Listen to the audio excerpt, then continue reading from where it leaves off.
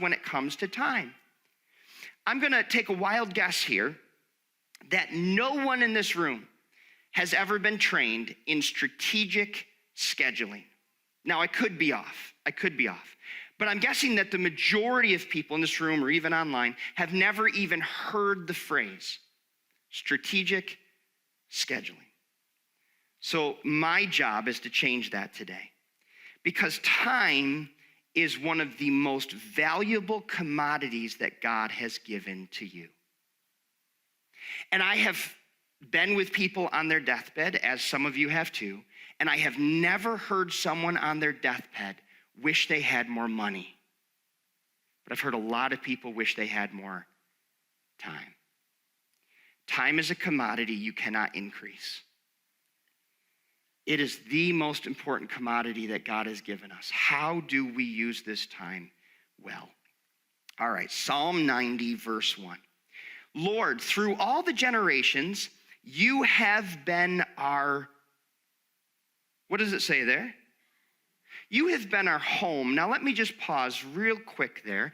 Moses is getting at something, because he was leading the Israelites to the promised land, but they were really for 40 years wandering in the desert, and their home was wherever they slept that night, in a tent in the desert.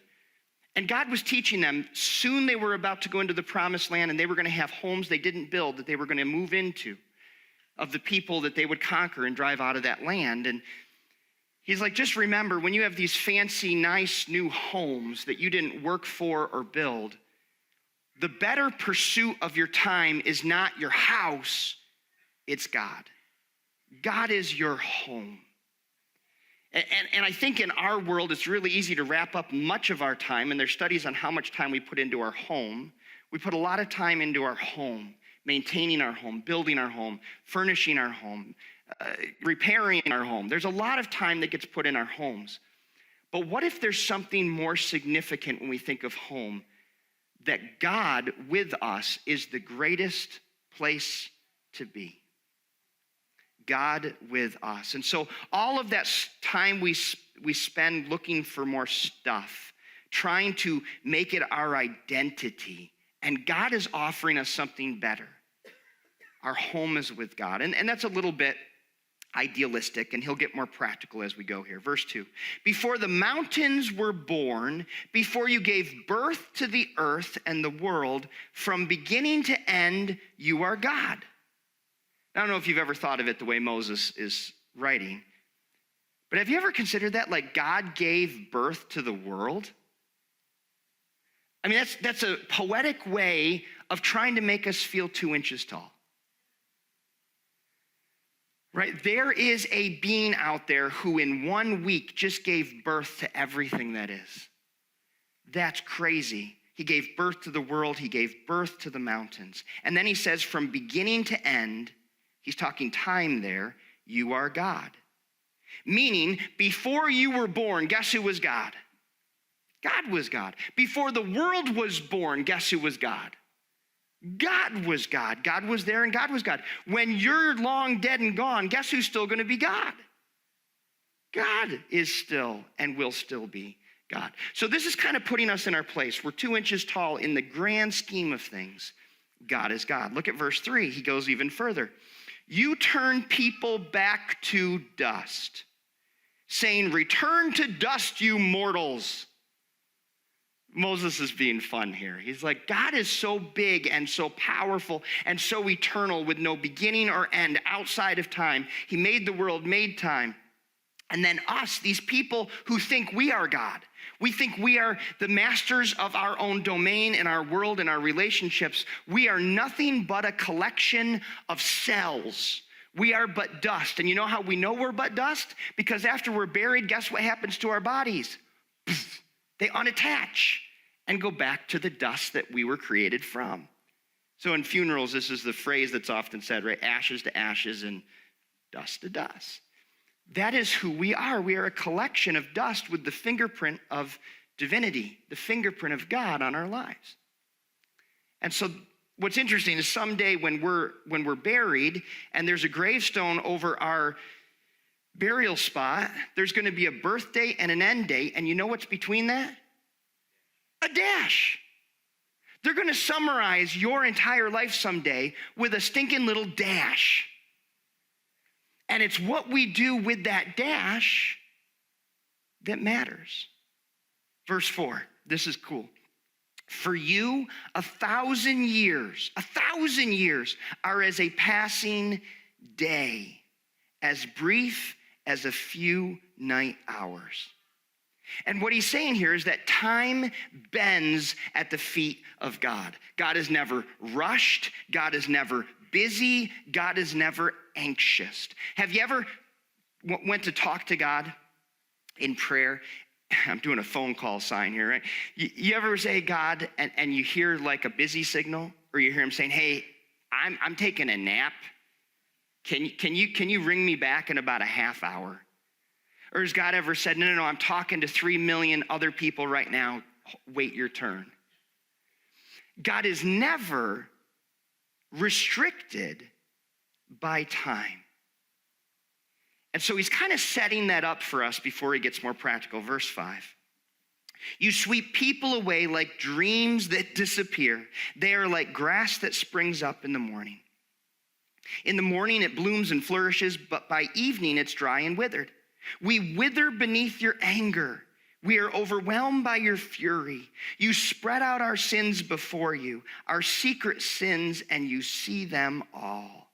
You know, there's nothing that we do in a day that God's not aware of. You know how sometimes we try to, maybe before we go to bed, ask God for forgiveness, and there's certain things we don't want to say because it was just a thought? And it's hard for us to say, God, you know I struggled with what I was thinking about or what I was looking at. And God's like, yeah, I know. Like I have a readout of every moment of your life. I know, I'm not surprised by any of that. Verse 9, we live our lives beneath your wrath, ending our years with a groan. 70 years are given to us. Some even live to 80. But even the best years are filled with pain and trouble.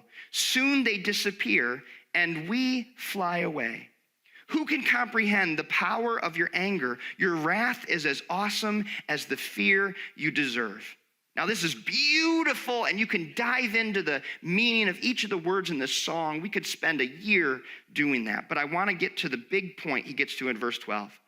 So teach us to realize the brevity of life so that we may grow in wisdom.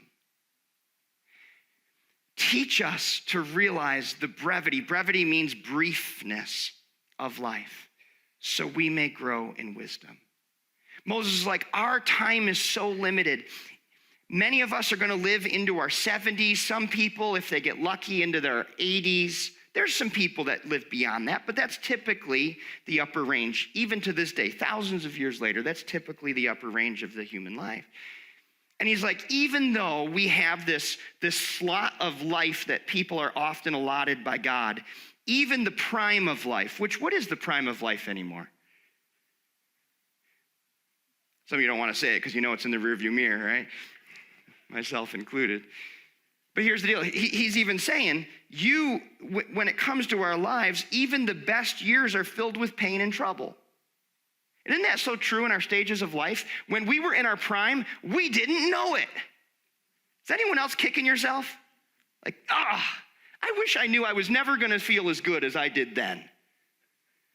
Some of you even question, like, what did it feel like to wake up and not be in pain? Those were good years. And I didn't even know it. And Moses is trying to get us to think through, like, the brevity of life. Life's so short, 70 to 80 years, but even the good years are often loaded with pain and difficulty and trouble. And then he says, verse 13, something that may not make a lot of sense. He says, "O Lord," what's he say next? "Come back to us. How long will you delay? Take pity on your servants." What does he mean, "O Lord, come back to us"? Well, you kind of got to know some of Moses' other writings. So the first thing that we have of his writings was the book of Genesis. The book of Genesis, Moses describes the beginning of time. The beginning of time and human history was when God made the world, made a perfect place, put the humans in the perfect place, and then on a regular basis, in the cool of the evening, guess who would walk and talk with the first humans? God. And it was this incredible God-human connection that I think they just took for granted until the day they lost it. Because see, there was one day that the first humans defied God, disobeyed a direct command, disobeyed God, and there was this block all of a sudden they felt between them and God. And the block was called shame. They felt guilty for what they had done. And rather than meet God for their every evening walk, they went and hid ashamed. Now, God didn't ignore them. God came down for the walk, and he went looking for them. He found them. He said, what are you doing? Why are you hiding from me? And ever since then, there's been this trouble with the connection between humans and God. And God keeps trying to pursue us in our shame and our guilt and our unworthiness. He keeps trying to forgive us and cover our shame like he did for Adam and Eve. And we keep hiding and we keep running from God. And Moses is like, God, we only have 70 or 80 years and we're on this rat race of life and life is hard and difficult. Please come back to us. We've strayed from you. Please come back to us. What is the biggest hope of the Christian faith? It's that this world is not all there is. Someday, Jesus is coming back.